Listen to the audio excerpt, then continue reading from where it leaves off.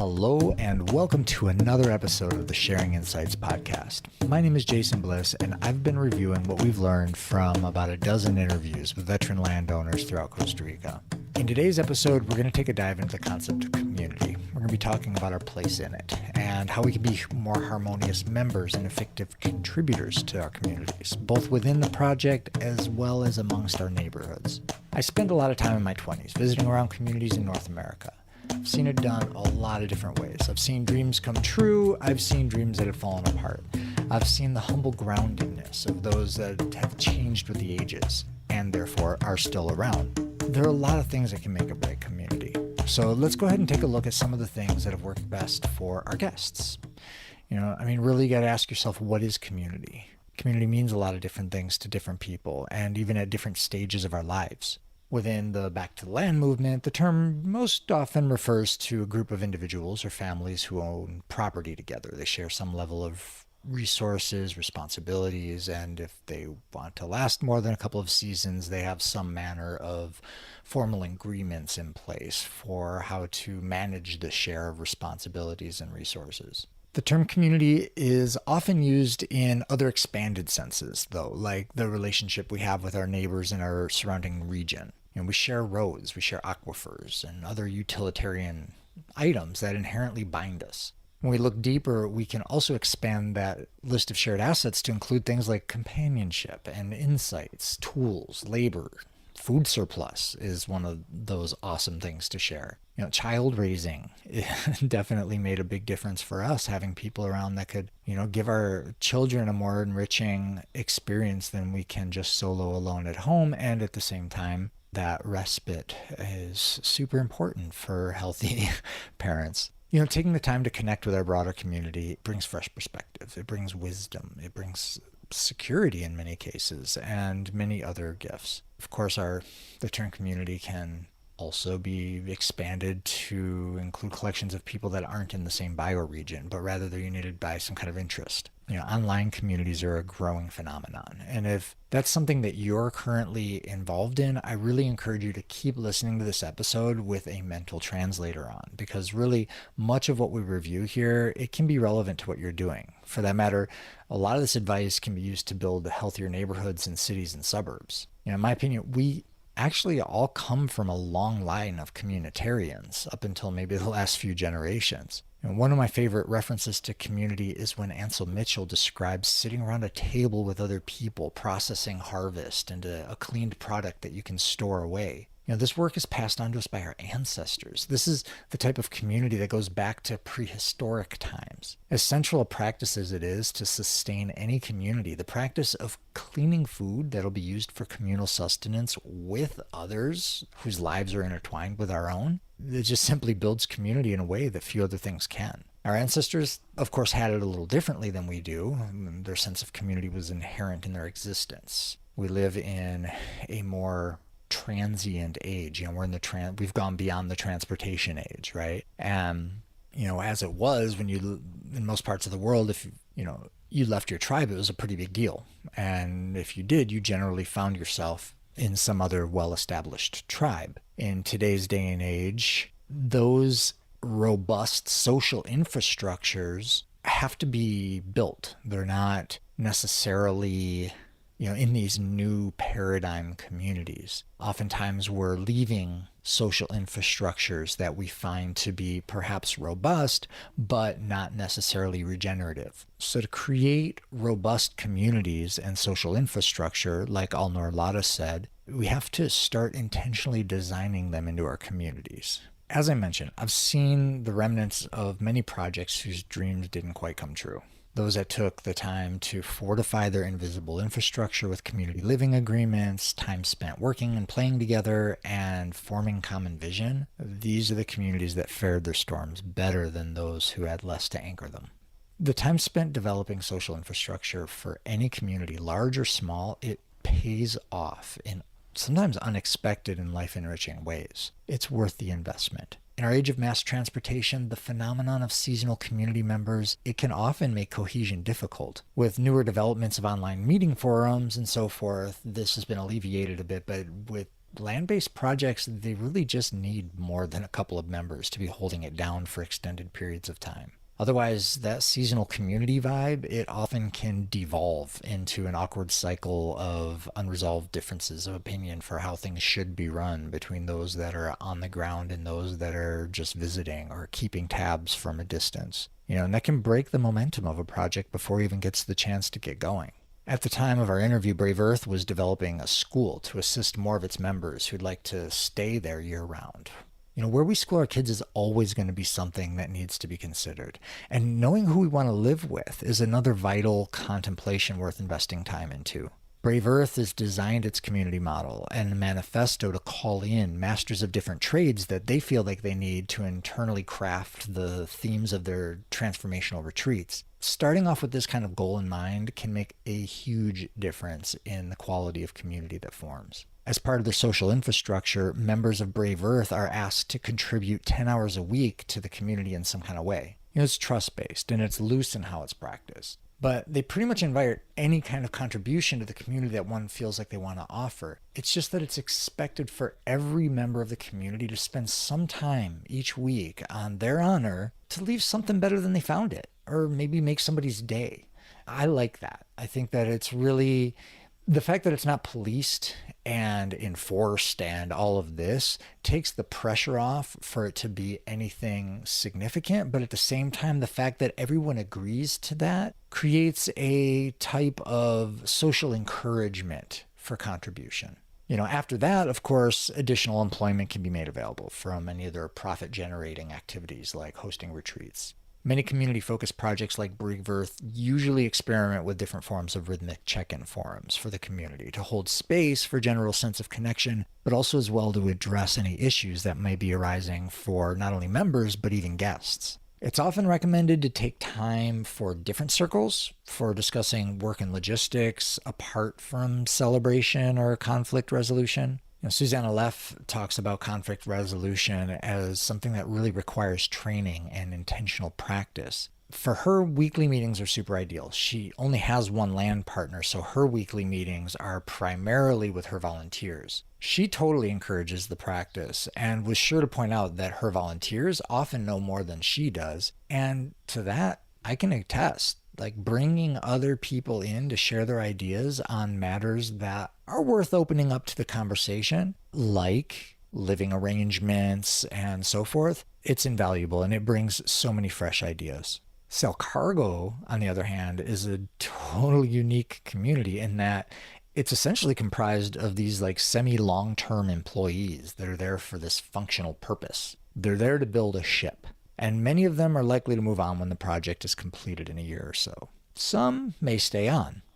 Why not? After high fives like that, what's next? But of course, some of them are going to leave sooner. They're not all there to live in community. They're there for a different purpose, to build something that they all believe in. But nevertheless, they've begun self-organizing their living arrangements to improve the form and function of that beachside homestead. It's super impressive. You go around, you see the hand-built wood burning oven and the solar water heater, passive water heater, and the gardens and the gray water and the compost toilets and the recycling, the resources, the circular economy of everything going there. It wasn't why the place was built. It's what has become of bringing people in and giving them a sense of empowerment into the project. Each player there makes their own contribution and it just keeps getting better. It's a really cool scene. It's actually a blend of organized vision and labor mixed with this flavor of anarchy. Link's Gamon, the ringleader of the bunch, he says that happy and healthy people are high quality assets. Now let's look at that. Assets isn't just about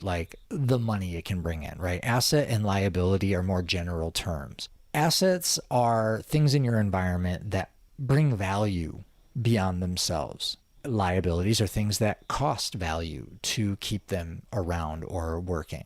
So he emphasizes the importance of taking the time to invest and check in with either your guests, your volunteers, or in his case, your team members, and make sure that everyone has a chance to be heard as well as helped, if possible. But just to be heard it's a need that people have. And when that need is felt, like it's being filled, and when that need is being filled, you end up with, for the most part, healthy and happy people that have their cup filled and they can offer more to the project. Over at the Permaculture Country Club, Justin Dolan, he designed this model where he's sold shares of his community to members that want to live within the shared grounds of the property, but then he also sold sovereign lots to neighbors who wanted to live nearby. The idea was to call in a bit of an eco-village. His aim to have like-minded neighbors, it's worked out to a degree, but with that approach, you really don't have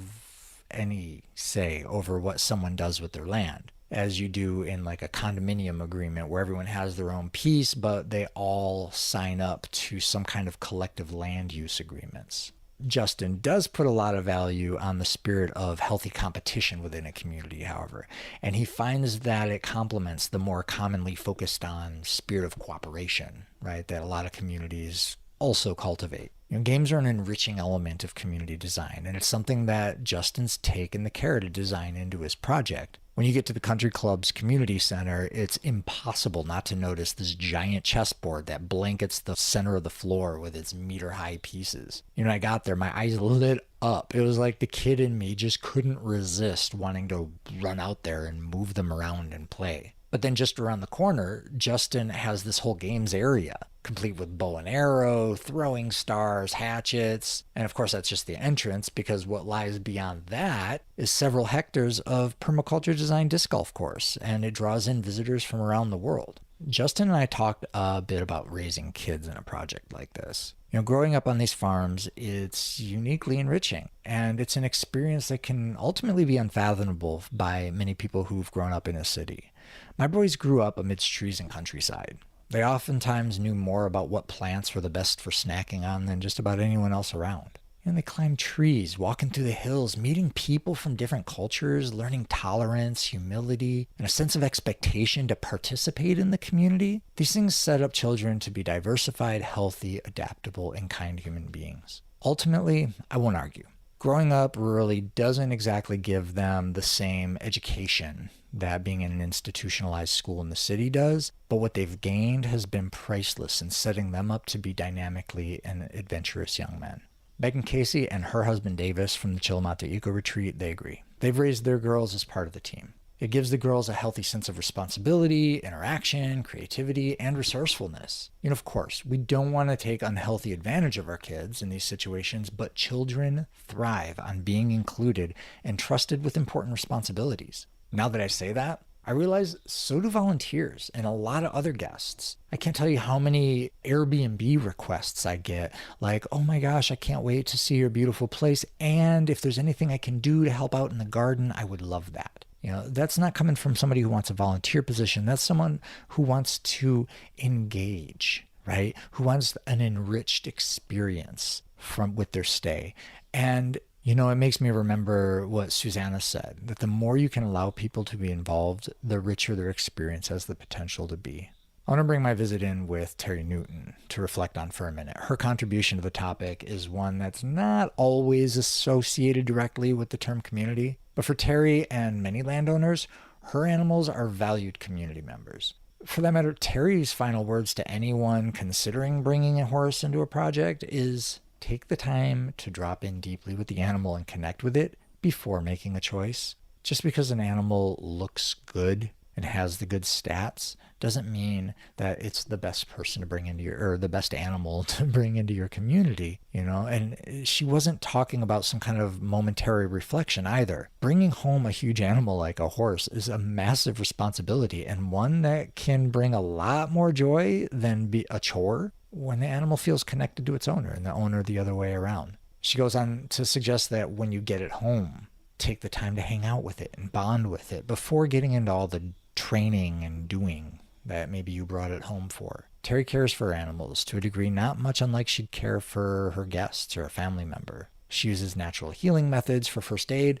but doesn't, of course, delay medical response for cases when natural methods don't seem to be working fast enough, especially if the animal's suffering. Although it is cool when she was talking about unshoeing horses, as you said, it's ideal for optimum health and reduced maintenance. And it really kind of like, oh yeah, I remember when I was a kid, I always found it strange that that horses needed shoes, right? We don't shoe other animals. They didn't evolve that way, right? But so Terry explained that shoeing animals is suitable for some terrains like concrete or desert rocky plains, but in the tropics, it can actually be a hindrance, and it can be a place that harbors pathogens. So, I appreciate her contemplative approach and her willingness to look outside of the one-size-fits-all solution frame for wellness care. It makes sense to consider these options based on the relative needs rather than some kind of norm. And we all need each other.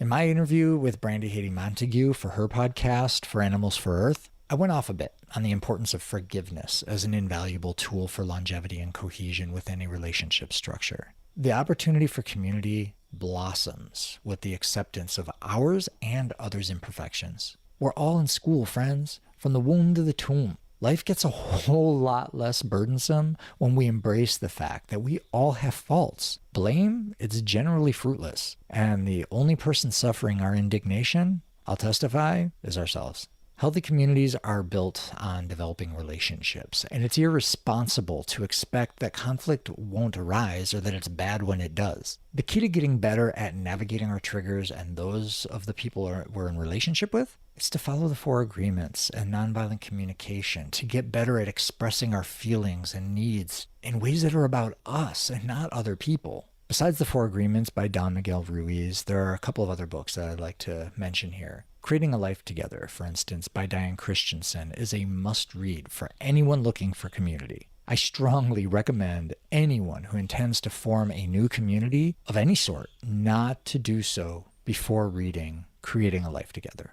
Culture Emergence is another book by Luby McNamara. It draws on lineages of indigenous wisdom with permaculture design to transform how we see and interact with ourselves as well as others in the world around us. You can find links to those books in the transcripts of the episode. Now that we've reviewed some of the insights we've learned regarding building healthy communities at home, let's open up the lens and see what we can do to foster deeper relationships within our regional communities. We all need allies. Let's start off with our first 2 guests, Susanna Leff and Ed Bernhardt. As we learned from Susanna, Ed was the neighbor who welcomed her into the community. He introduced her to what's become her home and has surely had a hand in helping her get settled into life there. These guys have been friends for over 30 years. The power of having their 2 projects next to each other, it's brought, for sure, a huge cross-pollination of people, resources, ideas, and other kinds of support that's enhanced the impact that each of their projects has been able to make, let alone any of the other neighbors that have gotten drawn to be closer to them in the neighborhood. For that matter, Susanna's volunteer program started as an overflow from Ed's program. In Ed's interview, he tells us about how in the early days, he was working with local school children in his pueblo. He's teaching them gardening. It was awesome. He even went to the local school and he made an agreement with them to let him guide the kids in planting their own schoolyard garden. And the coolest part of his description was how excited the kids were when they got their vegetables that they were growing served on their plates at lunch. This is something that anybody can do in their neighborhood. These are programs that schools are open to oftentimes. They just need somebody to really commit to making it happen. And it doesn't take that much time to set up a program like that. It just takes a real rich desire to connect with and benefit the community. Ed encourages us to integrate with our society as a friendly foreigner. Besides his local community, Ed's been a writer for many local newspapers in Costa Rica, both in English and in Spanish. He's got this passion to teach the entire international community as much as he can about plants, gardening, self-care, and mindfulness. Ed continues to find ways that he can interact with his local and regional communities in whatever ways possible to share what he has to offer. I love it. Speaking of being a friendly neighbor, Ansel Mitchell's been doing what many permaculture-minded entrepreneurs have done, and she's got a campaign where she goes around her village and collects the compost scraps from her neighbors. She tells us how it's not only a great way to build community, but she's harvesting a wasted resource, which then she gets to turn into food for her cacao forests. Thank you, permaculture. Now, at Essence R and All, by inviting neighbors to provide extra services to their guests, Nico Bodefer's not only improved his guests' experiences, but he's also created lasting friendships and alliances throughout his neighborhood. Thanks to the infrastructure that he's provided, his neighbors get to feed their families with money earned by sharing their gifts. While being a friendly neighbor and ambassador of one's culture is vital to growing a healthy humanity, Peter Kring pointed out something that still made an impression on me. This idea that the best way to get your neighbor's attention, in a way anyhow that will naturally get them interested in whatever land management techniques or methods or business that you might want to demonstrate to them, is to show them that what you're doing can make money. He encourages us to remember that the farm, at least for them, is a business. And you need to set some priorities to sustain it that way. Many of the locals that Peter's influenced are those that have come to his place to buy trees from him. They see what he's doing, they start to ask questions. He gets to make impact. Peter gives back to his community actually in a lot of different ways. He heads up the local farmers market, and he's on the board of a group of farmers who've created this local organic certification association. By applying collectively, the community of farmers is able to save significantly on their fees, and an awesome byproduct is that they end up being able to work collectively to hold the standard. Selling at his farm and at a farmer's market doesn't necessarily require organic certification. But Peter and his associates, they've created this unique little market aside specifically for certified growers. Now they're able to effectively assist other farmers to acquire the certification and be permitted to sell at this market. And having a local organic farmers market is huge in Puerto Viejo. The tourists love it, and it gives an incentive to local growers to transition to organic. Now, Alican and Alnor, with the cohorts that they live with at Brave Earth, they've formed this nonprofit organization called Fuerza del Amor. Fuerza del Amor is designed to enhance resilience in their biosphere. One of the accomplishments of Fuerza del Amor has been the organization of this mutual aid network among its neighbors. The concept works out something like this.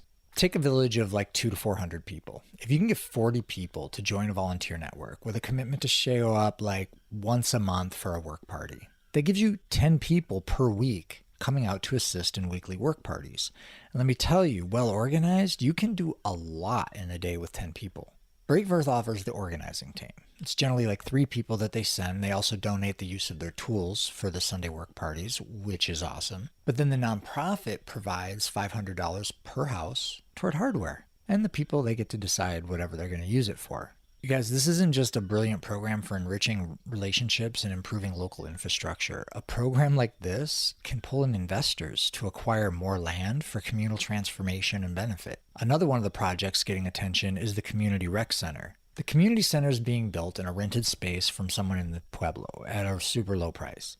It reminds me of the story of Stone Soup. Everybody throws in what they have, everyone benefits from the feast. Of course, it's worth mentioning an important detail concerning planning projects like this. Please consult with the neighborhood about any initiatives that you want to do before putting a bunch of energy into it. Brave Earth has a dedicated team of a few people who've been systematically going around the village to their neighbors' houses and asking them what they need, what they might have to offer. You don't really know what the needs are of those that you want to help until you ask and listen. Another branch of Fuerza del Amor that's pretty great is this organizing of a community policing arm. It helps the neighbors keep in communication with each other around suspicious activity in the area, but it also empowers them to collectively take corrective measures into their own hands when, municipality authorities aren't always necessary in all things in the village, right? You can deal with, especially if it's like a youth that's doing petty crime or something. A lot of times people know about it, or somebody says something about it, or they don't, and it perpetuates, and then finally the cops get called, when really, by putting together something in an organized fashion like this, you can create protocol for dealing with local issues that, again, don't need to go to some kind of municipal authority, which really here in Costa Rica is, or probably I'd say in most areas, isn't as valuable in an end result as being confronted by one's community and really feeling like you're seen. Right? That people see you, the people that you've grown up with and that you're robbing, that they see you, and not in a malicious way, but in a, hey, look, you're part of this community and we're not going to let you forget it kind of way. Another way to make impact on your community is to teach a trade. Links Gamond, he makes impact in his regional community by importing tradesmen from other countries. They work with and they teach the local craftsmen skills that are expanding what they can do with their trade. Sal Cargo Shipyard is pretty cool. It's this blend of international talent and local carpenters that are all come together to create a prototype that hopes to change the way we feel transportation of our stuff around the world. It's this idea that Links has inherent in how he operates it that healthy, happy people are high quality assets that brings links to give a sense of ownership to the members of the team. He asks new people how they see themselves fitting in before assuming where they'll be best placed. While the sail cargo mission is collaboratively directed by the executive team, measures are in place to bond the entire team in this co-creative spirit of dedication to innovation. It takes a village to build the ship. Long-term employees earn shares of the company, along with the room, board, and wages. And then in my interview with Megan Casey, it was almost entirely about this topic of fostering resilience in regional communities. Megan's husband Davis was born in Sarapiquí, where the Eco Lodge is located. I'm going to touch on a few of the highlights of that interview right here, but I encourage you to go check out the full story of the impact that these guys have been making on their neighbors' lives. Megan's first contribution was providing English classes to people in the Pueblo. Easy. Anybody can do this. From there, as a matter of fact, I've even had people on my own farm, guests on my farm, go into the village to teach locals English in exchange for, guess what, Spanish classes. After Megan got the English classes rolling, she and some of her cohorts there started organizing art workshops and cooking classes. These were being taught and attended to by some of not only her guests, but the folks from the Pueblo. And at first, it was most convenient. They started out hosting the classes at the Eco Lodge, but that changed when the Eco Lodge got busier. So then they moved the classes out into the Pueblo, and that's when the neighbors took on the art and cooking classes. And with Megan's guidance, she was able to send her guests to these homes for deeper, richer cultural experiences. Megan charges a small commission for organizing things, but the women in the village have found access to an income stream that didn't previously exist. It's awesome. I know there's a woman here in our Pueblo that we enjoy the pleasure of having make food for us and for our guests occasionally. We made up a little simple menu for her. We laminated it, and we have a copy of it in all of our cabins. So the guests can order food and have it delivered, or, well, pandemic notwithstanding, they've been able to also go over to her house and enjoy a meal on her back deck. This simple arrangement, it's not only been the highlight of several of our guest stays, but it's brought a small but valuable amount of money into this woman's home. As an elder woman, this has changed her life. Not only the money that's brought her and the value it's brought our guests, but she can't stop talking about some of the guests that have come over from our place, even the ones that don't speak Spanish. Because the experience of being in that stretch zone, as Megan calls it, is invaluable. And that's where a lot of rich relationships can be built and growth. Beyond the cooking classes and the art classes that Megan had set up, she's helped many of her neighbors set up extra rooms in their homes that they can rent out to tourists. Now, it's turned into nearly a village-wide farm stay, homestay program at this point, from what I understood. But Megan found that her efforts were starting to breed this weird sense of competition among neighbors that were hoping to get the next guest. So while it was something that has taken some navigation, she's come to emphasize to the women who are opening their homes to these guests that if we aren't all successful in this effort, none of us can be. You guys, this sense of interdependence of community, cultivating diversity and resilience is a principle that we just, the more we can embody it, the richer our cultures are going to be, the richer our lives have a chance to be. Now, of course, Megan says that ongoing training is crucial. Opening up and feeding new opportunities like this, orientating new entrepreneurs to host people, it's easiest done if you can co-create some standards of operation and use that as training and something to come back to.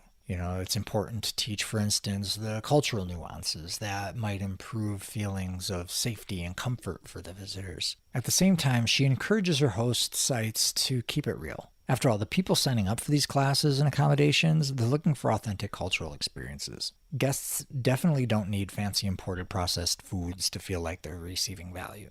Megan encourages her neighbors to embrace their culture, even the humble parts, especially the humble parts. As we've learned from several of the interviews, for social programs to be successful, the nearby communities have to actually feel the benefit of the project. Otherwise, they're going to feel apart from it. And not only is little impact going to be made, but problems can also arise. So again, it's best to interview the people in the Pueblo to see who has what to offer and what their needs are. Who knows, you might find yourself helping to co-organize an annual community festival. That'd be cool. Or if not, it sounds like more than you want to take on, maybe consider offering a piece of your land to a neighbor to grow some food on or graze their horse. It's something we've done here, and the results, honestly, are lifelong lasting.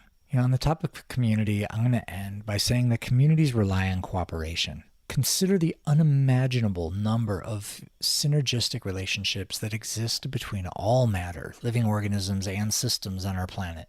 Interdependence is a fundamental factor of life. Evolution is not just a story of survival of the fittest. I'm not alone in believing that evolution is a story of mutual benefit and the extension of generosity. That's what brings thriving communities forward. The most resilient systems are those that develop interdependence with their surrounding environment and cohabitants. It's a practice worth developing. That's what I've got for this episode, friends.